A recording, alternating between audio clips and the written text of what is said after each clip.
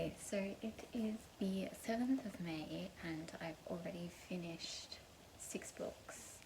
I hadn't really decided for certain whether I was going to do it this style yet, which is why I haven't been vlogging them as I've been reading them. But from this point on, I will be pulling out the camera when I finish a book, or if I finish it late at night, the next morning. So forth. Anyway, let's talk about the ones that I have read. So I started off the month with Rain and Delilah's Midnight Matinee by Jeff Zettner. I was reading this as part of a challenge that I set myself, and there's 2 books on here that are from that challenge. I thought there were more, but I did a vlog of reading this, so as part of I did a vlog of that challenge, so if you're interested, I will link that below. And if you want to hear more about my pre-reading thoughts, but I gave this one 4.5 stars. I really enjoyed it. I think it is a great representation of female friendship, which I wasn't really expecting because it is written by a male. The 2 main characters, Josie and Dahlia, aren't one-dimensional at all. Their friendship is very complex. They're very complex people. I feel like we don't see a lot of good representations of female friendship, even in books by female authors. I think that a lot of the time there's a lot of toxic elements to it, and that's definitely something that happens in real life. But it was nice just to have a solid friendship even when they go through hardships. Next up for that challenge, I read The Good Hawk by Joseph Elliott. This came out this year. I was really excited about it because it has disability representation. One of the main characters, Agatha, has Down syndrome, and this is set in a sort of fantastical historical Scotland. And the 2 main characters, Agatha and Jamie, are part of the clan that sort of lives up in the north of the Isle of Skye. And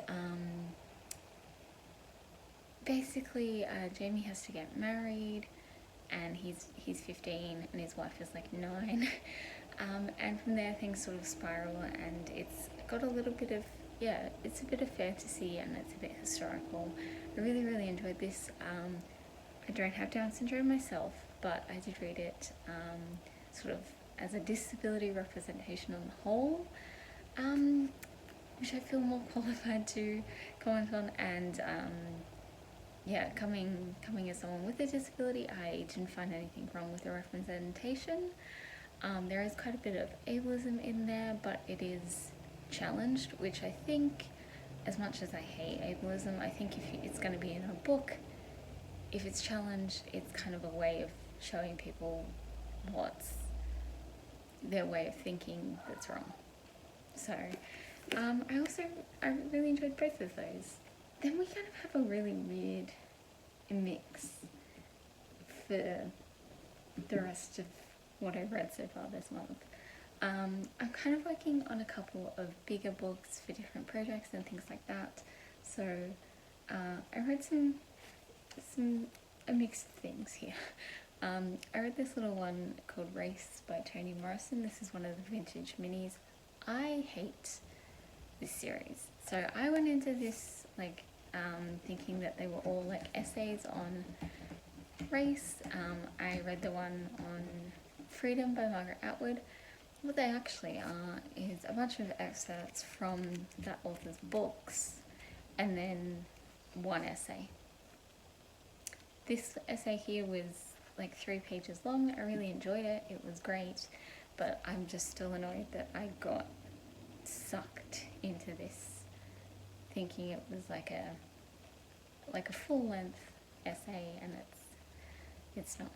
So gave that one 3 stars and I will not be buying any more of those. Next up we have a pretty exciting one. I finally finished off Angela Carter's book of fairy tales.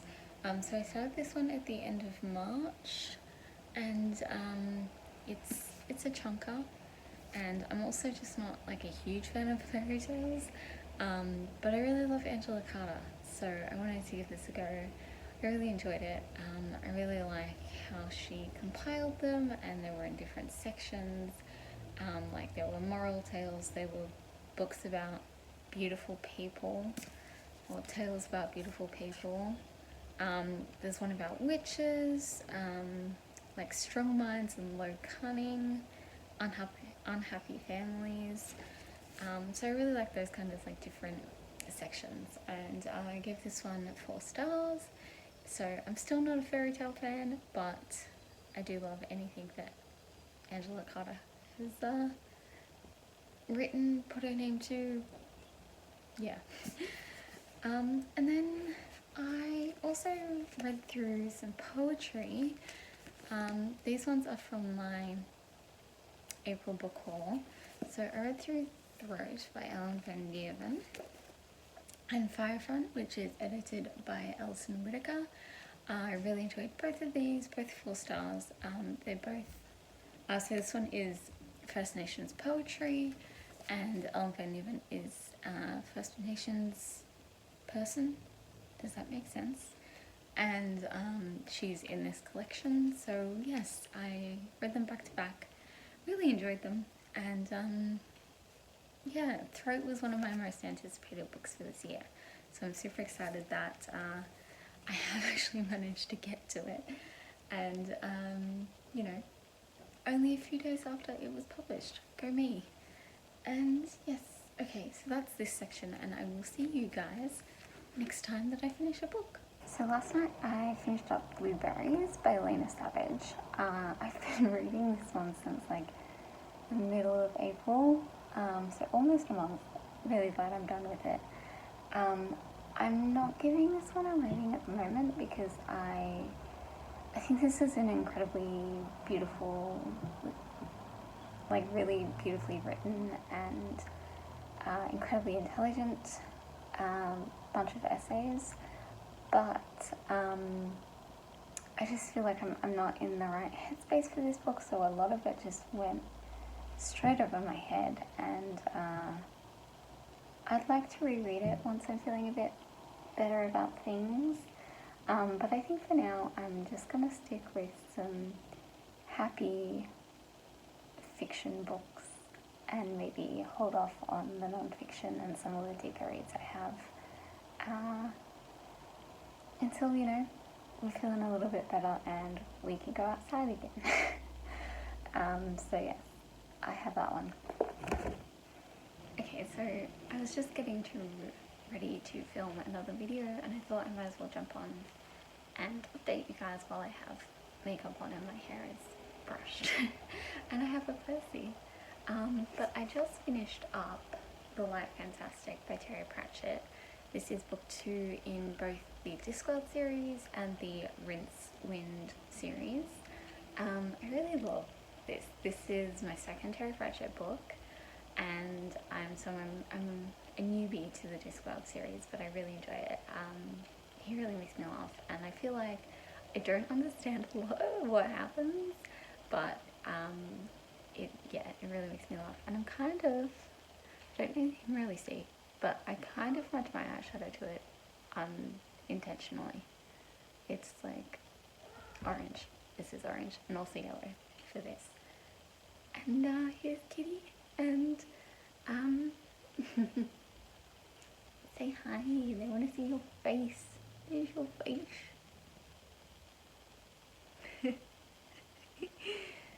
Okay, I'm gonna go back to filming now, but I will see you all next time I finish a book. What am I talking about? I've got a DNF. So I tried to read The Book of Lies by James Malini. This was for the Believathon. This was a reread. I loved this when I read it. I think it was in like 2015 or something like that. Quite a while ago, and I loved it. And yeah, I DNF'd it this time. I think because at the time that I originally read this, I didn't really read much middle grade fantasy. Like, I'd read Harry Potter, I'd read Percy Jackson, and that was about it. But now that I've read quite a few, this was just, yeah, to me. I just like, I'd forgotten everything that had happened in this book, but at the same time, like, you could see the plot twist coming from like a mile away. And yeah, so I didn't have to. Hopefully I will see you later today with another book finished, I'm hoping. I did it. I finished Magnus Chase in the Sword of Summer by Rick Riordan as part of the Believathon. I really enjoyed this. Obviously nothing is ever going to have the same magic for me as the Percy Jackson series. I named my cat after him. So I really enjoyed this, but not as good as that one. Yeah, I gave it 4 stars, and I'm hoping, I don't think I'm going to continue the series right away. I think I'm going to start it after the end of the Believathon, because I still have a couple of books on my TV after that, and it's like a map, so I've got to follow them. But you will hopefully see them, probably not in this part of the wrap up. I might be able to finish one more book tomorrow before I end it as a mid-month. But yeah, sort of maybe towards the end of May I might pick them up then. Otherwise I'll just forget everything that happened and I'll have to reread this in like a year's time. I just finished up reading The Last Two Poets of the Sea by Julia Drake. I went into this one kind of apprehensive. I originally bought this in the UK because of the cover and the title without really reading what it was about. And when I kind of realised it was a YA contemporary, I kind of wasn't sure about it.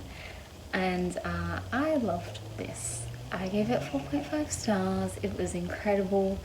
I have written a full review on it, and it won't be up by the time this video is. But my blog is always linked below if you want to check it out later. I would just kind of describe this as being like quietly heartbreaking is the term I used in my review. It's like, it's one of those books that kind of, Percy, kind of like creeps up on you and you don't really realize how emotional it is until it like hits you in the face. And I love a book like that, so I really enjoyed this one. This is also Julia Drake's debut, which kind of makes me sad because this came out last year, which means she hasn't got anything else out and I really want to read more from her. So she's definitely going on the list of authors that I'm gonna follow. And that is the end of this half of the wrap up. It's the 15th today, so I thought I might as well end it here, and I have talked about 11 books, so I thought that it was kind of a good place to stop. I don't know how many I'm gonna read for the rest of the month. We'll see. I have some exciting ones lined up. But for now, that's it. Please let me know what you think of doing wrap-ups this way rather than the way that I have been doing them. I've really enjoyed it, and yeah, but I would love to know what you all think, and I will see you all on Wednesday. I don't know if I have a video planned, but I will see you then with something. Thanks for watching. Bye.